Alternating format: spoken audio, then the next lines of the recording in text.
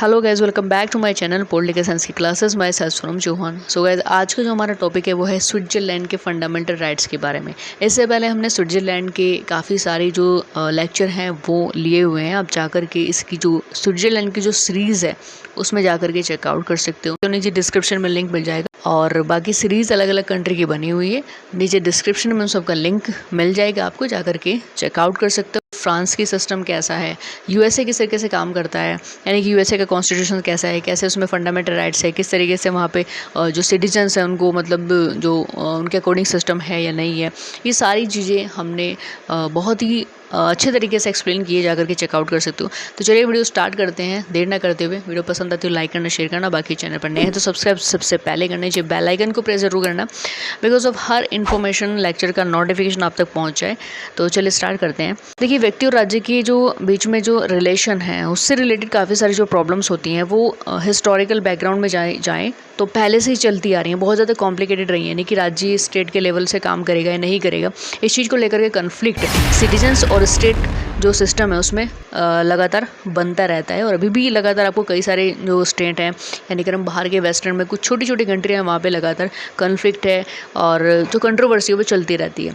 तो present time में जो प्रजातंत्री व्यवस्था है, जो डेमोक्रेसी सिस्टम है, इस समस्या से बहुत ही महत्वपूर्ण माना है, यानी कि समस्या को वो फर्स्ट प्रायोरिटी पर रखते हैं कि जो भी कन्फ्लिक्ट है, जो भी प्रॉब्लम्स हैं, उनके सॉल्यूशन के लिए कितना ज़्यादा मतलब हम लोग कर सकते हैं। जो सिस्टम है वो इस तरीके के जो समस्या होती है उनको फर्स्ट ऑफ ऑल रखता है।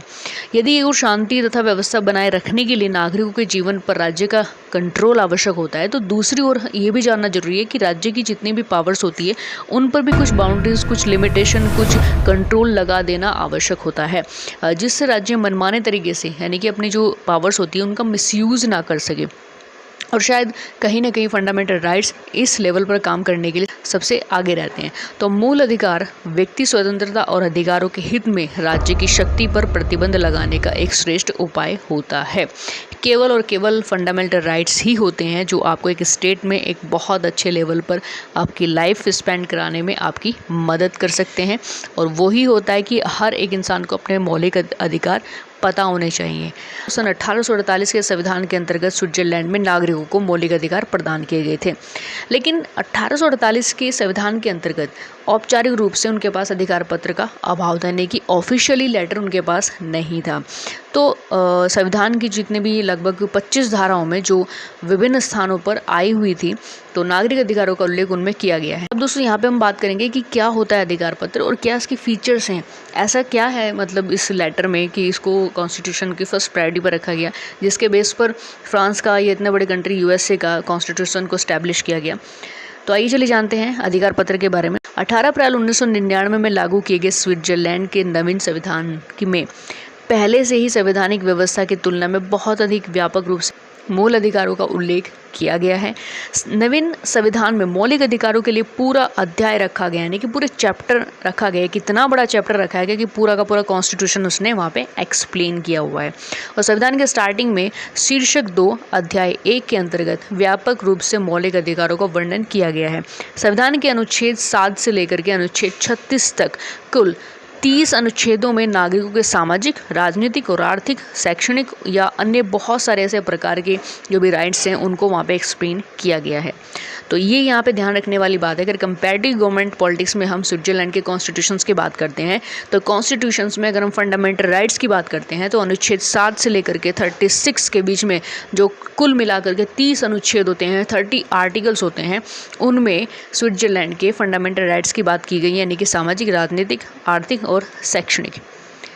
तो अब बात करते हैं इनकी फीचर्स के बारे में कि जो ये जो लेटर है, जो सबसे पहले फीचर क्या है, सर्वाधिक विस्तृत अधिकार पत्र, यानी कि जो ये लेटर है जिसके बेस पर यूएसए ने अपने कॉन्स्टिट्यूशन को स्टैब्लिश किया, फ्रांस ने अपने कॉन्स्टिट्यूशन को स्टैब्लिश किया, वो वाकई में बहुत ही बड़ा एक मतलब मैग्ना कार्टा हम जिसको बोल सकते हैं, यहाँ पे एक विस्तृत अधिकार पत्र के रूप में जाना जाता है। दूसरा है कि व्यावहारिकता पर आधारित मूल अधिकार। तो जो नया स्विस संविधान है उसके द्वारा प्रदान किए गए जितने भी फंडामेंटल राइट्स हैं वो कोरे सिद्धांतों की अपेक्षा वास्तविकता पर ज़्यादा बल देते हैं, यानी कि वहाँ पे वो इमेजिनेशन के बेस पर काम नहीं करते बल्कि रियलिस्टिक जो चीज़ें हैं, प्रैक्टिकली लीगली जो चीज़ दिखाई देती है वहाँ पे सिस्टम को चलाने के लिए और एक फंडामेंटल राइट्स को वहाँ पे एस्टैब्लिश करने के लिए, लोगों को वहाँ पे प्रदान करने के लिए वो चीज़ें वहाँ पे फोकस की जाती हैं। तीसरा फीचर्स है मूल अधिकार सीमित है और निरंकुश नहीं। तो यहाँ पे फंडामेंटल राइट्स जो हैं वो बहुत ही लिमिटेड दिए हुए हैं, लेकिन वो निरंकुश नहीं है, यानी कि उन पर कोई भी अंकुश नहीं लगा सकता। तो स्विस नागरिकों को संविधान द्वारा प्रदान किए गए जितने भी फंडामेंटल राइट्स हैं वो असीमित नहीं है, यानी कि ऐसा नहीं है कि बस फंडामेंटल राइट्स बोल दिए उनको तो अनलिमिटेड उनको फंडामेंटल राइट्स दिए गए हैं तो वो अपनी मनमर्जी से कुछ भी ऐसा कुछ कर सकते हैं। तो बहुत ही मतलब लिमिटेड रूप से उनको दिए गए हैं। संविधान में ही उनकी सीमाओं का उल्लेख किया गया है कि किस लिमिट के अकॉर्डिंग आप इनको यूज़ कर सकते हैं। संविधान के अनुच्छेद 36 में ये क्लैरिफाई कर दिया गया कि मौलिक अधिकारों पर किसी भी प्रकार की सीमा के लिए कानूनी आधार ज़रूरी है और जनहित या अन्य व्यक्तियों के मूल अधिकारों के संरक्षण यानी कि उनकी सिक्योरिटी के लिए मौलिक अधिकारों पर किसी भी प्रकार की सीमा या प्रतिबंध लगाया जा सकता है। इस तरीके से हम यहाँ पे कह सकते हैं कि स्विट्जरलैंड के जो भी फंडामेंटल राइट्स हैं वो काफ़ी हद तक लिमिटेड रखे गए हैं, काफ़ी हद तक वो उनको कंट्रोल में रखा गया है। एंड लास्ट इसका फीचर है कि मूल अधिकारों के कार्यान्वयन की व्यवस्था यानी कि एग्जीक्यूटिव की क्या व्यवस्था है। तो मौलिक अधिकारों का लाभ समाज के सभी व्यक्तियों को मिले और इन अधिकारों का उपयोग उनके द्वारा में व्यक्तित्व का विकास कर सकें, यानी कि जो फंडामेंटल राइट्स हैं उनका यूज़ करके वो अपनी पर्सनैलिटी को डेवलप कर सके। जो अधिकार बनाए गए हैं कम से कम वो लोगों तक कैसे पहुँचे इसकी वहाँ पे पूरा का पूरा वो सिस्टमैटिक होना ज़रूरी होता है। तो स्विट्जरलैंड के संविधान के अनुच्छेद 35 में कहा गया है कि मौलिक अधिकारों का कार्यान्वयन संपूर्ण कानूनी व्यवस्था द्वारा किया जाएगा और राज्य के दायित्वों का यानी कि जो भी इनकी रिस्पॉन्सिबिलिटी हैं उनके निर्वहन करने वाले मूल अधिकारों का सम्मान करेंगे और उनको कार्यान्वित यानी कि एग्जीक्यूट करने में अपना पूर्ण सहयोग प्रदान करेंगे। तो स्विट्जरलैंड के प्रेजेंट अगर संविधान की बात करें, प्रेजेंट कंडीशन की बात करें तो वहाँ पे ह्यूमन डिग्निटी के यानी कि मानवीय सम्मान के लिए उनकी सुरक्षा पर बल दिया गया है। उनका सम्मान किस तरीके से बना रहे, उनकी सुरक्षा किस तरीके से वहाँ पे स्टेट कर सकता है, तो इस हिसाब से उन्होंने पहला जो फंडामेंटल राइट्स है वो इसी के अकॉर्डिंग रखा है। तो संविधान के अनुच्छेद 7 में कहा गया है कि मानवीय गरिमा यानी कि जो ह्यूमन डिग्निटी होती है, जो सम्मान होता है उसकी सुरक्षा की जाएगी। और ये प्रेरणा 10 दिसंबर 1948 के मानव अधिकारों के सार्वलौकिक घोषणा पत्र यानी कि universal declaration of human rights के प्रथम अनुच्छेद यानी कि फर्स्ट आर्टिकल से प्राप्त की गई है। और यानी कि अगर हम ह्यूमन राइट्स की बात करें तो वहाँ पे भी जो आर्टिकल फर्स्ट है वो वहीं से इस चीज़ को अचीव किया है। दूसरा यहाँ पे है कानून के समक्ष समानता, इक्वालिटी बिफोर द लॉ। तो अनुच्छेद 8 के भाग फर्स्ट के अकॉर्डिंग सभी स्विस नागरिकों के कानून के समक्ष समान हैं, यानी कि किसी भी व्यक्ति के साथ विशेष रूप से जन्म, जाति, आयु, भाषा, सामाजिक सिचुएशन, जो भी उसकी सोशल कंडीशन है, जो भी उसकी लाइफ स्टाइल है, जो भी उसका रिलीजन्स है, फिलोसफी या पॉलिटिकल बेस पर या फिजिकल या मेंटलिटी बेस पर कहीं पर भी अयोग्यताओं के आधार पर किसी भी प्रकार का कोई भी भेदभाव नहीं किया जाएगा। मोस्टली ये तो हर एक कंट्री ने अपने अपने आर्टिकल के अकॉर्डिंग रखा हुआ है। एक यूनिवर्सल राइट्स है जो आप किसी भी कंट्री में जाएंगे कंट्री के आर्टिकल के अकॉर्डिंग ये आपको सिक्योरिटी देता है। नेक्स्ट हम बात करते हैं स्वेच्छाचारिता के विरुद्ध संरक्षण और सद्भाव के सिद्धांत यानी कि protection against arbitrariness and principles of good faith.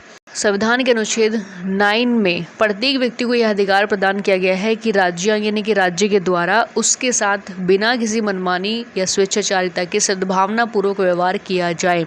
और नेक्स्ट हम बात करते हैं यहाँ पे जीवन और व्यक्तिगत स्वतंत्रता का अधिकार यानी कि right to life and personal freedom.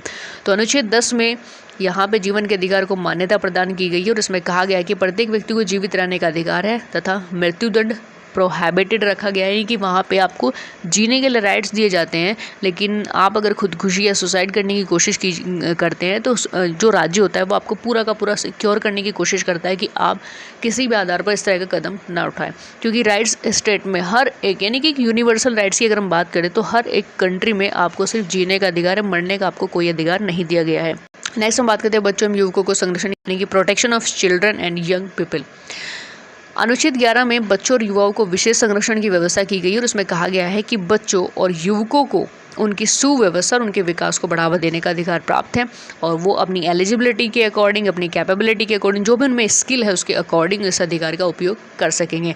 Next हम बात करते हैं एकांतता और गोपनीयता का अधिकार यानी कि राइट टू प्राइवेसी। तो स्विट्जरलैंड के नागरिकों को संविधान के द्वारा पारिवारिक स्वतंत्रता और घरों की सुरक्षा का अधिकार भी प्रदान किया गया है, यानी कि जो उनकी प्राइवेसी है जिसमें स्टेट कभी भी इंटरफेयर नहीं कर सकता, इस तरह का राइट्स उन्हें भी प्रदान किया गया है, जिससे व्यक्ति अपना पारिवारिक यानी कि जो फैमिली, जो सोशल, जो उसकी लाइफ पे जो सोसाइटी से रिलेटेड जो भी मतलब सम्मानपूर्वक जो जीवन वो व्यतीत करने की इच्छा रखता है उसे वो दिया जाए। आर्टिकल 13 के अनुसार यानी कि अनुच्छेद 13 के अनुसार सभी व्यक्तियों को अपने निजी और पारिवारिक जीवन को सम्मानपूर्ण जीने का अधिकार है। उन्हें घर, डाक या दूरसंचार की जो भी सिक्योरिटी है, जो प्राइवेसी है, उसका अधिकार प्रदान किया जाता है। सो नेक्स्ट हम बात करते हैं धर्म और दर्शन की स्वतंत्रता, इनकी freedom of religion and philosophy. तो नए संविधान के अकॉर्डिंग धर्मनिरपेक्षता के आदर्श को अपनाते हुए सभी नागरिकों को समान रूप से धर्म और दर्शन की स्वतंत्रता का अधिकार प्रदान किया गया है। संविधान के अनुच्छेद 15 के द्वारा सभी लोगों को धर्म और दर्शन की स्वतंत्रता की गारंटी दी गई है, यानी कि वहाँ पे कोई भी किसी भी धर्म को अपना सकता है, उसकी रेस्पेक्ट कर सकता है, तो वो पूरी तरीके से उनको फ्रीडम दिया गया है। नेक्स्ट हम बात करते हैं विचार या सूचना की स्वतंत्रता, freedom of opinion and information. तो नवीन संविधान के अनुच्छेद 16 के द्वारा नागरिकों को विचार, मत यानी कि अपने जो भी थिंकिंग है, अपनी जो भी बातें हैं और जो भी इन्फॉर्मेशन है उसकी स्वतंत्रता की गारंटी प्रदान की गई है। यानी कि वहाँ पे नागरिक चाहे अगर किसी भी बात की उनको इन्फॉर्मेशन है तो वो दूसरों को बता सकते हैं, वो उसको एक्सप्रेस कर सकते हैं। तो सभी नागरिकों को स्वतंत्र रूप से अपने विचारों का निर्माण करने और उन्हें अभिव्यक्त यानी कि उनको एक्सप्रेस करने की पूरी स्वतंत्रता का अधिकार वहाँ पे दिया गया है। नेक्स्ट हम बात करते हैं मीडिया की स्वतंत्रता, यानी कि प्रेस, रेडियो, टेलीविजन एक्सेट्रा। तो फ्रीडम ऑफ द मीडिया। तो संविधान के अनुच्छेद 17 के द्वारा प्रेस, टेलीविजन, रेडियो और कार्यक्रम को बनाने, इन सूचनाओं को सार्वजनिक रूप से प्रसारण के लिए, तो पब्लिकली उनको दिखाने के लिए पूरी स्वतंत्रता वहाँ पे दी गई है और उसकी गारंटी भी दी गई कि आपका ये अधिकार कभी भी प्रोहिबिटेड नहीं किया जाएगा। नेक्स्ट हम बात करते हैं भाषा की स्वतंत्रता, यानी कि फ्रीडम ऑफ लैंग्वेज। तो उस नए संविधान के अनुच्छेद 18 के द्वारा आपको पूरी तरीके से वहाँ पे जो भी सिटीजन्स हैं उनको फ्रीडम ऑफ लैंग्वेज प्रदान किया गया है, यानी कि वो अपनी मर्जी से कोई भी लैंग्वेज को यूज़ कर सकते हैं। नेक्स्ट है प्रारंभिक शिक्षा का अधिकार, right to primary education. Article 19 यानी कि 19 के अकॉर्डिंग नागरिकों को प्रॉपर रूप से वहाँ पे फ्री जो भी प्राइमरी एजुकेशन है उसको फ्री रखा गया है और ये उनका अधिकार है कि जो प्राइमरी एजुकेशन है वो सभी के लिए फ्री है और वो बहुत ही ज़्यादा कंपलसरी वहाँ पे रखी गई और ये सारे राइट्स उनको वहाँ पे दिए गए हैं। नेक्स्ट है विज्ञान की स्वतंत्रता, यानी कि फ्रीडम ऑफ साइंस। तो अनुच्छेद 20 के द्वारा वैज्ञानिक शोध और शिक्षण की भी स्वतंत्रता की गारंटी प्रदान करता है स्विस कॉन्स्टिट्यूशन। नेक्स्ट है यहाँ पे कला की स्वतंत्रता, फ्रीडम ऑफ आर्ट। तो अनुच्छेद 21 के द्वारा कला की स्वतंत्रता की गारंटी भी यहाँ पे दी गई है। नेक्स्ट है यहाँ पे सभा या सम्मेलन की स्वतंत्रता, फ्रीडम ऑफ असेंबली।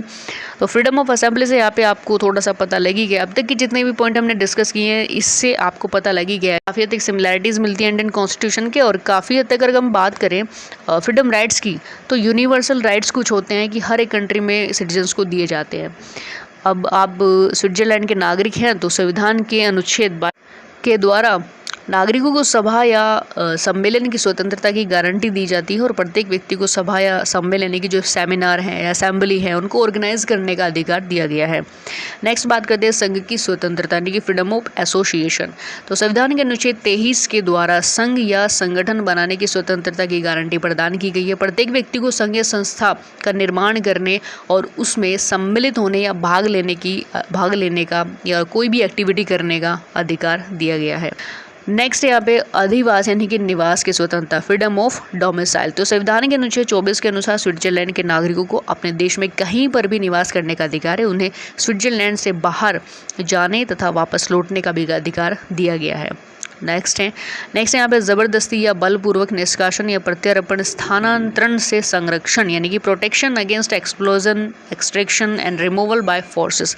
यानी कि वहाँ पे हर एक व्यक्ति को अधिकार दिया गया है कि आप ज़बरदस्ती उसको कहीं पर भी नहीं ले जा सकते या उसको मतलब उसका एक्सप्लॉयटेशन नहीं कर सकते हैं। तो संविधान के अनुच्छेद 25 के अनुसार स्विस नागरिकों को ज़बरदस्ती देश से निष्कासित नहीं किया जा सकता, उन्हें केवल उनकी इच्छा से ही विदेशों में प्रत्यारोपित यानी कि भेजा जा सकता है। नेक्स्ट हम बात करते हैं संपत्ति का अधिकार, यानी कि राइट टू प्रॉपर्टी। तो व्यक्ति के द्वारा श्रेष्ठता के साथ सामाजिक जीवन व्यतीत किया जा सके, यानी कि बहुत अच्छी तरीके से अगर वो अपनी सोशल लाइफ को स्पेंड कर सके, इसके लिए उसे उचित मात्रा में एक प्रॉपर्टी रखने का अधिकार वहाँ पे प्राप्त होना आवश्यक होता है। तो स्विट्जरलैंड के संविधान के द्वारा भी इस अधिकार की उचित व्यवस्था की गई और संपत्ति के अधिकार यानी कि राइट टू प्रॉपर्टी को एक्सेप्ट करते हुए कॉन्स्टिट्यूशन के आर्टिकल 26 के अकॉर्डिंग संपत्ति के अधिकार की गारंटी वहाँ पे दी गई, यानी कि उसको वहाँ पे संपत्ति रखने करने का, प्रॉपर्टी रखने का अधिकार भी दिया गया है। नेक्स्ट हम बात करते हैं आर्थिक स्वतंत्रता यानी कि इकोनॉमिक फ्रीडम। संविधान के अनुच्छेद 27 के अकॉर्डिंग नागरिकों को आर्थिक स्वतंत्रता की गारंटी। आर्थिक स्वतंत्रता से मतलब है वो अपनी कैपेबिलिटी, अपनी स्किल के अकॉर्डिंग किसी भी काम को वहाँ पे कर सकते हैं जिससे उसकी लाइफ स्पेंड हो सके, जिससे उसकी आजीविका चल सके। तो वो कोई भी बिजनेस स्टार्ट कर सकते हैं, किसी भी व्यवसाय में जा सकते हैं। तो इस तरह की जो गारंटी है वो स्विट्जरलैंड के संविधान के अनुसार हर एक नागरिक को वहाँ पे दी गई है। नेक्स्ट हम बात करते हैं संघ से जुड़ने की स्वतंत्रता यानी कि संगठित इनोग्रेट होने की स्वतंत्रता। Freedom of unionise. संविधान के अनुच्छेद 28 के द्वारा श्रमिक नियोजकों और उनके संगठनों को अपने हित की रक्षा के लिए संघ से जुड़ने का भी अधिकार वहाँ पे प्रदान किया गया है। इसके लिए उन्हें संघ बनाने या उसमें सम्मिलित होने का भी अधिकार है या बाहर रहने का भी अधिकार प्राप्त है। तो अपने अधिकारों के लिए अपने कुछ भी मतलब जो भी उनकी लिमिटेशन है उनमें रहते हुए वो किसी भी असेंबली में ऑर्गेनाइज्ड, वो किसी भी असेंबली को ज्वाइन कर सकते हैं, किसी भी यूनियन को ज्वाइन कर सकते हैं। तो इस तरह के अधिकार भी उनको दिए गए हैं। नेक्स्ट हम बात करते हैं सामान्य प्रक्रिया की गारंटी यानी कि general procedural guarantee.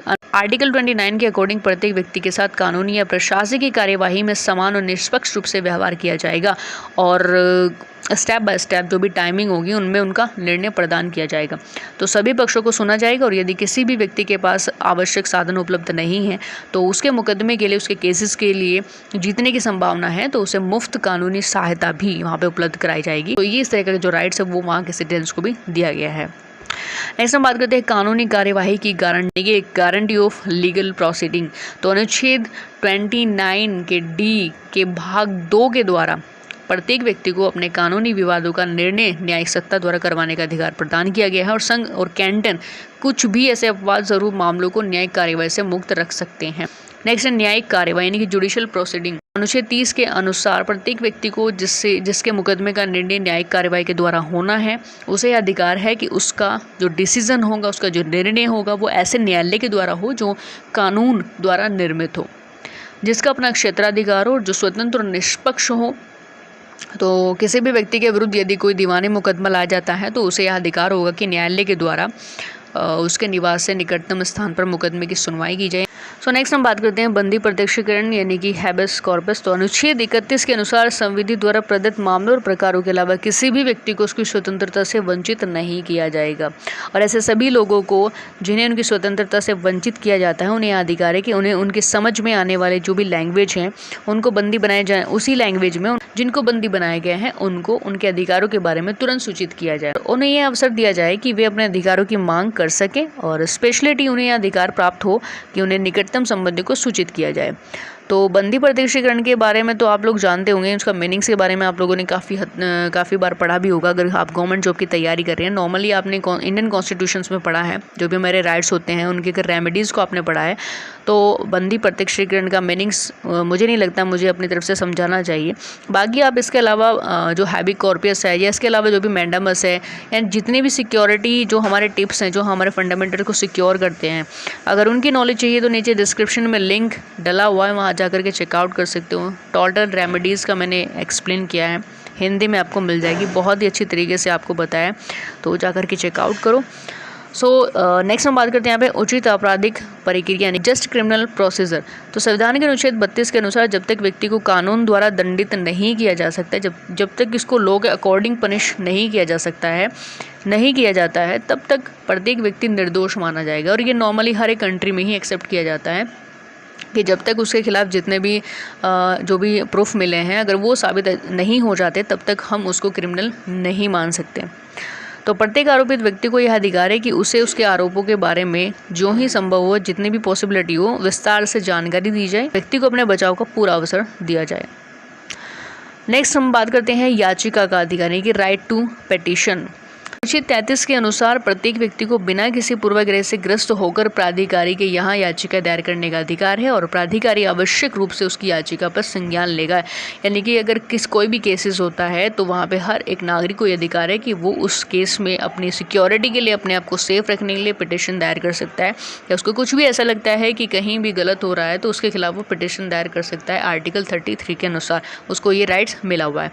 And last यहाँ पे है राजनीतिक अधिकार यानी कि पॉलिटिकल राइट्स। तो संविधान के अनुच्छेद 34 के अकॉर्डिंग नागरिकों को राजनीतिक अधिकारों की गारंटी प्रदान की गई है और राजनीतिक अधिकारों की गारंटी के अकॉर्डिंग नागरिकों को स्वतंत्र रूप से अपने विचारों का निर्माण करने, उन्हें अपने पूर्ण रूप से उसको मतलब एक स्ट्रक्चर में बनाए रखने की भी स्वतंत्रता वहाँ पे दी गई है। तो गाइस 7 से लेकर के आर्टिकल 36 तक यानी कि अनुच्छेद 7 से लेकर के 36 तक जितने भी फंडामेंटल राइट्स थे आज हमने पूरे के पूरे एक्सप्लेन कर दिए। मेक श्योर ये वीडियो लेक्चर आपको पसंद आएगा, ये इन्फॉर्मेशन आपको पसंद आई होगी। पसंद है तो लाइक करना, शेयर करना और नीचे कमेंट्स में लिख करके जरूर बताना कैसी लगी ये वीडियो। इसके अलावा चैनल पर नए हैं तो सब्सक्राइब जरूर करना, नीचे बेल आइकन को प्रेस जरूर करना ताकि हर वीडियो इन्फॉर्मेशन का नोटिफिकेशन आप तक पहुंच जाए। बाकी इसके अलावा आप हमें सोशल मीडिया हैंडल्स हैं, इंस्टाग्राम है, फेसबुक पेज है और हमारा टेलीग्राम है, वहाँ पर हमें ज्वाइन कर सकते हैं। बिकॉज ऑफ वहाँ पर भी छोटी छोटी जो वीडियो क्लिप्स हैं, इन्फॉर्मेशन है, लगातार हम अपडेट करते रहते हैं। सो मिलते हैं नेक्स्ट वीडियो लेक्चर में। Thank you. जय हिंद, जय भारत।